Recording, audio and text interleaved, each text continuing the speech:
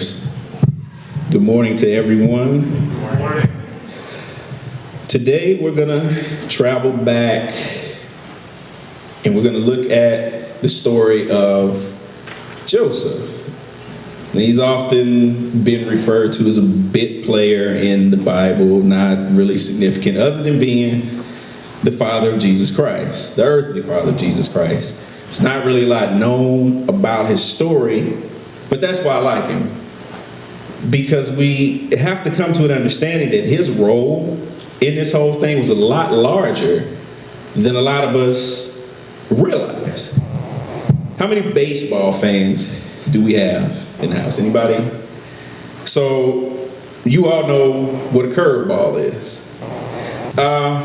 It's a popular pitch, and coupled along with, the fastball, screwballs, and various other pitches, it's in a pitcher's arsenal in order to strike out the person that's at bat. The dynamics of a curveball is the way that it's held and the arm motion that's given. When it's thrown, it looks like it's going in a straight direction, but as soon as it gets ready to pass over the plate, there's a downturn. And that's why it's called a curveball, because it looks normal, but then all of a sudden, it changes.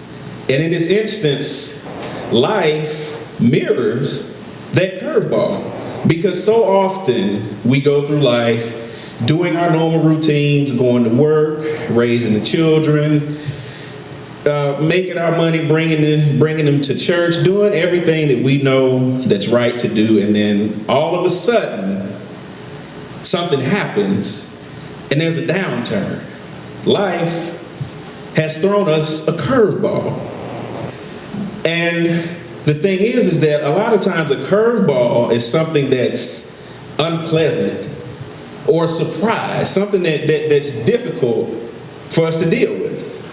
Now, I'll be completely honest with you. Me moving my family up here was a curveball.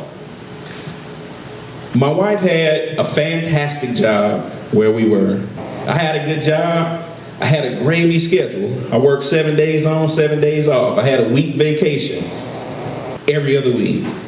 The kids were doing well in school. We had all our family around. And then all of a sudden, God decided it was time for us to move to the Great White North. I left 70 degree temperatures to come up here, and we've been dealing with negative degree temperatures all week long. This has been my curveball. And what I have learned in the situation is that there's a purpose behind each and every downturn that life will throw at us.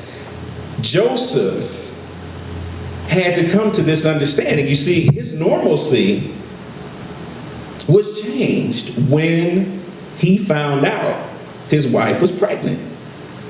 They were probably in the process of picking out drapes, thinking about what the dog's name was going to be, where they were going to live. They were doing the normal routine. And then all of a sudden, he found out that his little virgin wifey was pregnant. Now you think about that. Jesus' conception announcement was less than picturesque. As a matter of fact, it was probably borderline Jerry Springer, Maury Povich material. You think about it. You've got a young virgin that pops up pregnant, and her husband is not the father. What do you think the reaction of everybody else was when this was going on? This was a scandalous situation. I can just about imagine Maury and what the name of that show would have been. It would have been Mary, Pregnant by Ghost. Because there was no other way to explain it in the carnal thought process. It's not like you can put God on a lie detector, because Maury would have asked him, he said, "Are you the father?" His answer would have been, Maury, I'm not a man that I should lie. Maury would have said, well, let the lie detector determine that. And it determines that it's the truth. So you think about it, the birth of Jesus was joyous. Everybody had the cake. You think about the nativity. Everybody's got the cake eater grins on, and we glamorize it. But we rewind back those 9 months. This was a difficult situation for Joseph to deal with. Joseph was on the verge of leaving his fiancée because he didn't fully understand how this happened. And God had to come to him. He came to him in the form of an angel. And he said, look, I've done this, and I need you to be here. It's all 3 of us now. So this was probably the first time in recorded history, and it will never happen again, that there was a successful love triangle. You had God, Joseph, and Mary. First time and last time it'll ever happen. But God did this. He gave this to Joseph. He allowed life to throw this at Joseph because he knew how Joseph would respond. He knew that Joseph was the man that was able to handle this. And he looks at us in much the same way. The Bible tells us that we were carefully crafted. It tells us that we were fearfully and wonderfully made. God said that before he formed us, he knew us. He's even numbered the hairs on our head. So the thing is that when he allows things to happen in our lives, when he allows those downturns, those curveballs to come our way, it's specific for us because he understands that we can handle them. And you've got stories throughout the Bible littered with people that have been successfully able to handle curveballs. You think of Balaam and his donkey. The donkey spoke to this man. He asked him, why are you hitting me? A donkey, an animal, a barnyard animal, spoke to a man. God knows not to come to me that way. The only donkey I want to know talking is the one that's on Shrek. That's all I want to know. If I went home today and my dog started talking to me, I wouldn't be here next week. I'd be in Brown County Mental Health. Self-admitted. And then you think about Moses and his burning bush. God knew Moses and what his response would be to the burning bush. It's not how I need to be approached by God, because he understands that with my training, I'd be trying to put the fire out. Wouldn't be listening, wouldn't do anything. I'd get my fire extinguisher, put the fire out. And then you think about all the people that have had angels of the Lord appear to them in various forms in fire with multiple eyes and things like that. If God doesn't want to see me any earlier than I'm supposed to be there, don't send an angel to talk to me. I can't handle it. And that's the thing. God understands what each and every one of us are able to handle. That's why the things that happen in our lives are tailor-made for us. They are specific for us because he gives them to us because he knows that we're able to handle them. You see, if somebody may not respond well to a job loss, but they're able to handle the loss of a loved one. Somebody else may not respond well to brushes with death, like a car wreck, but they may respond to a physical ailment. You see, the thing that we have to understand is that God will never put us in a situation that is more than we can survive. And there's a difference between being able to survive and being able to handle something, because we have this fallacy going on within the church, and we all love to say it, and we've said it a million times. God won't give me any more than I can handle. And I want to show you where the basis of that verse came from. It's in 1 Corinthians 10 and 13. It says, no temptation has overtaken you except what is common to mankind. And God is faithful, and he will not let you be tempted beyond what you can bear. But when you are tempted, he will also provide a way out so that you can endure it. Now, within context, that verse makes perfect sense. But the context is talking about temptation and sin. It's when we try to add to it where we run into problems. You see, God will absolutely allow life to give us more than we can handle because he doesn't expect us to handle it by ourselves. God wants to take us from a self-centered thinking. He wants us to get out of this, I can do it, and he wants us to go to a God-centered thinking where, God, I can't handle it, I'm going to let you do it. You see, Job, in the 23rd chapter of Job, admittedly said that his situation was more than he could handle. He was angry with God. He wanted to plead his case before God because what he was going through was too much for him to handle, and he needed help. Jesus himself had a moment of weakness before the cross. He knelt down and prayed until the blood poured out of his pores. And he said, Lord, if there's any way that this cup can pass from me, let it.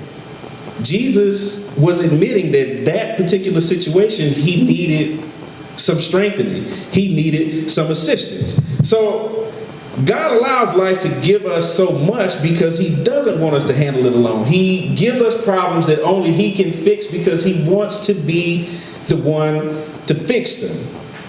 So Joseph had to stop thinking about a way out and allow God to show him what was within. Even if that meant he had to lose relationships and people along the way. Now you think about how scandalous this situation is and what everybody's reaction was. The people on the outside looking in, they were probably getting in Joseph's ear, telling him how much of a loose woman his wife was, what a whoremonger his wife was for going out and getting pregnant behind him. They were telling him, look, you're an idiot if you stay with this woman, because if she's cheated on you once, she'll cheat on you again. They're telling him how they're going to handle the situation. You know what? I'll put her out, let her ride the donkey off into the sunset.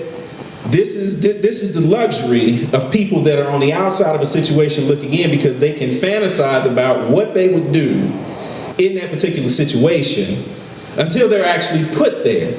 So the thing that we have to come to realize is that these people will oftentimes make us wonder, does God really care? Does he really have our best interest at heart? The world, the outside world will come down on us, and it will make our faith be shaken to the very core. And this is all a tool of the enemy to deter us from where God is trying to get us to go. So the lesson to be learned here is that everybody can't travel the road that a curveball will give you. You see, sometimes we have to leave people behind in order to be able to navigate the way God is trying to get us to go.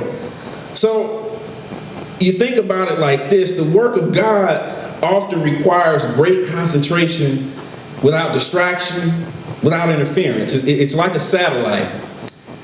If anybody's got satellite, you know what happens when you get a really bad thunderstorm. The picture starts jumping, you kind of lose reception after a while, and if it's really bad, you get that black screen that gives you that little code at the bottom that tells you the number to call to get it fixed.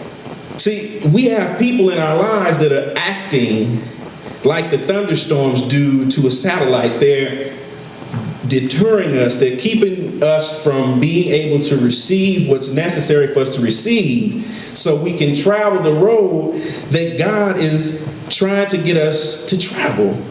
You see, Joseph in this situation more than likely had to distance himself from family and friends alike so he could continue on the path that God was leading him on. And it was hard, it was tough, because when people are attacking your family, they're attacking your wives, they're attacking your unborn children, you want to react. As men, we want to protect what's ours. But Joseph had to fight those urges to do that, and he had to come to the realization that everybody's not meant to understand what God was doing in his life. And it's the same way with us. We're going to go through things. We're going to travel roads that everybody that we meet is not going to understand what God is doing. And you think about it like this: when Abraham took Isaac up the mountain, he had to leave the rest of the people behind at the bottom, because had he taken them to the top, he may have missed that ram that was in the bush, because the other people would not have known what was going on. There would have been a distraction. Don't kill your son. Don't do this. Don't do this. And he may have missed his opportunity to save his son's life. And I can tell you a story. Before we came up here, about 2 months before, my father got popped with a jail sentence that was pretty much going to take him away for the rest of his life. And I didn't understand why God allowed this situation to happen when it did. It confused me greatly. I won't go into detail, but it was a transgression against myself and my family. And I'm like, this is the man that, he was my biological father. Why did this happen? And I had to understand that had God allowed him to stay in my life, he would have become a distraction. Because I would have moved up here and I would have been worried about who's going to buy his groceries, how's he going to pay his bills if I'm not there to help him out, how's he going to get from place to place. He doesn't have a car, he doesn't have this, he can't. He was pretty much dependent on me. So God had to allow him to do some things to reveal his true nature, so that I would understand that I could not bring him on this journey with me. I had to leave my own flesh and blood behind to travel the road that God was trying to get me to travel. Now, it was tough, but it was necessary.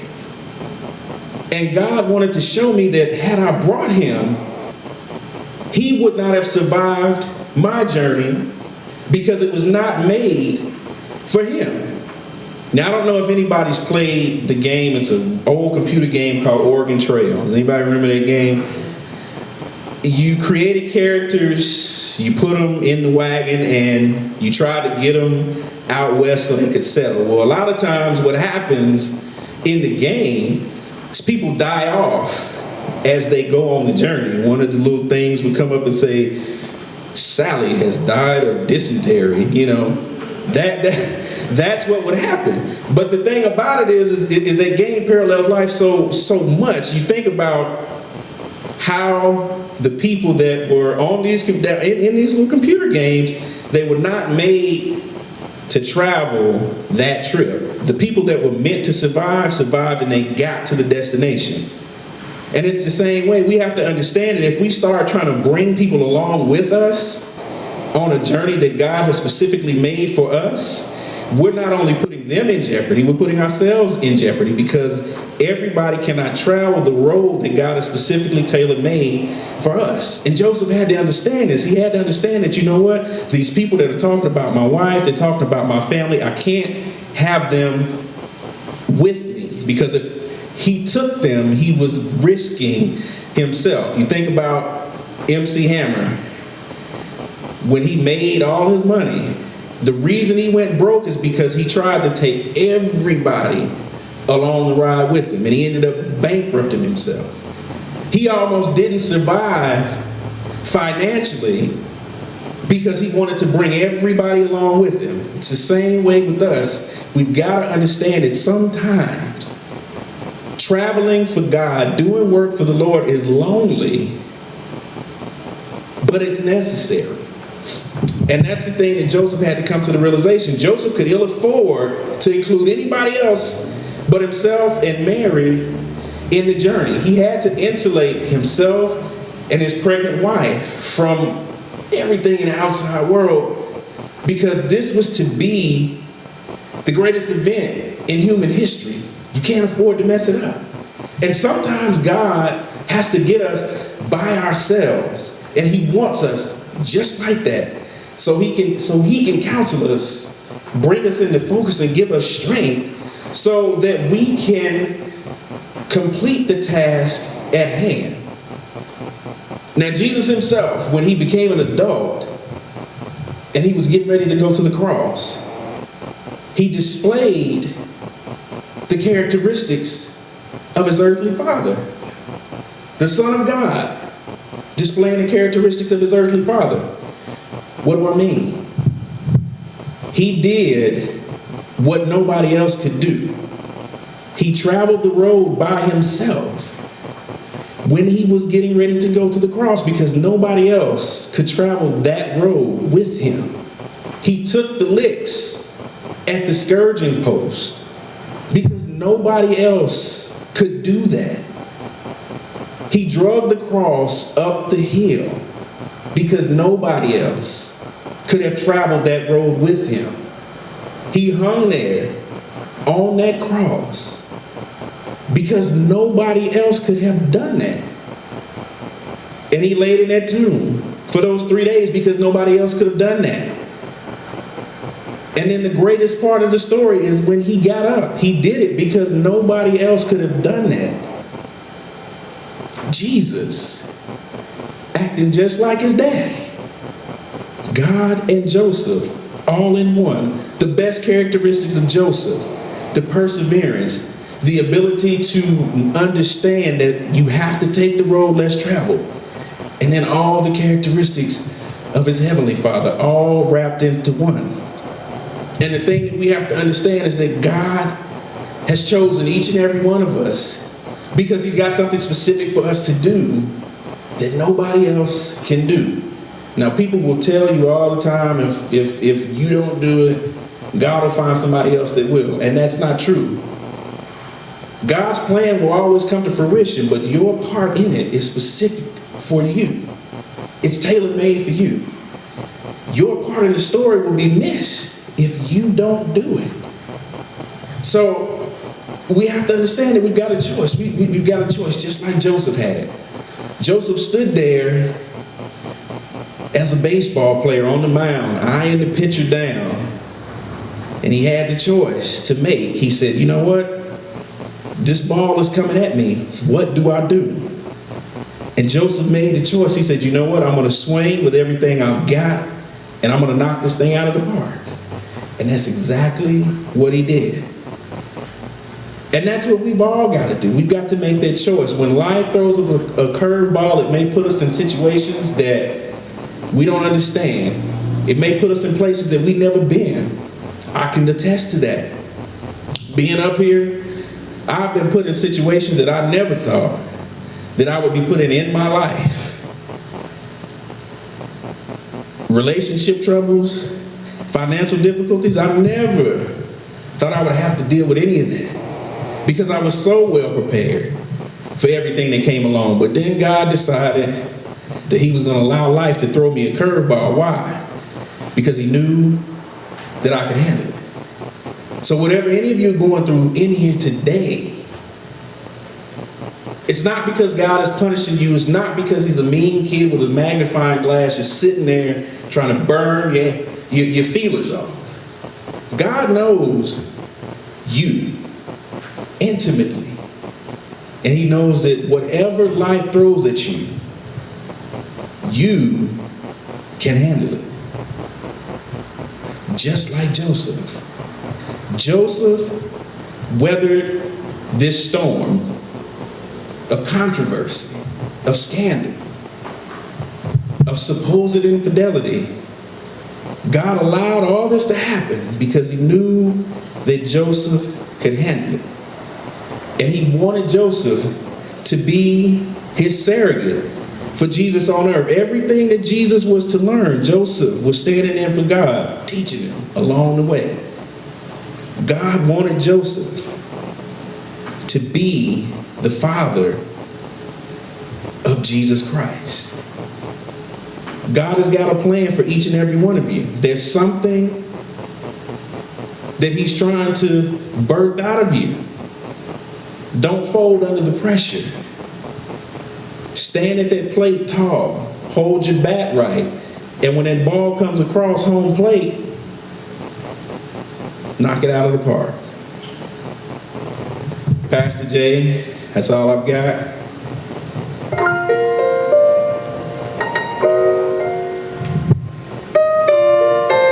If you all stand to your feet,